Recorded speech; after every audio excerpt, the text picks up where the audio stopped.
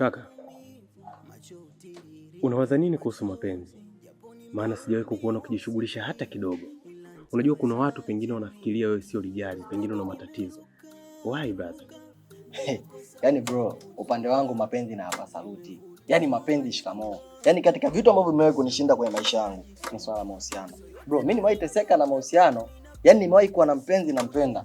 Mimi anashinda DP, anashinda status, anashinda wapi nimemposti. Lakini kwenye swala kuniposti mimi, kivyovyote vile haiwezi ikatokea hata siku moja. Yaani ni mtu ambaye yuko busy na mambo yake. Ilifikia hatua sasa mimi nawaambiaje? Bana ni posti basi. Andika hata kwa chini rafiki, andika hata kwa chini classmate. Hata kama ni mama au huyo mpenzi wake, hawezi akamind kwa sababu atajua huyu ni rafiki yake. Lakini bro hakuna. Inafikia hatua sasa mimi naweka status kwenye status yangu nasemaje?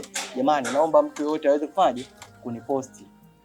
Watu wanatokea wananiposti afu wanaweka caption nzuri, nashindwa ku screenshot na kulipea kwenye status yangu kwa sababu nini? Naogopa mama mpenzi atachukia. Yaani atamind kwamba kuna watu wafaje wameniposti mimi. Mimi nalinda ile heshima yake. Asijione kwamba yeye yuko sehemu ambayo ni sio sahihi kwamba hajaniposti asisikie vibaya. Kwa bro mimi nimevumilia mengi kwenye mahusiano. Kwa kuhusu mapenzi, bro mimi mapenzi shikamoo na ninayachukia vibaya.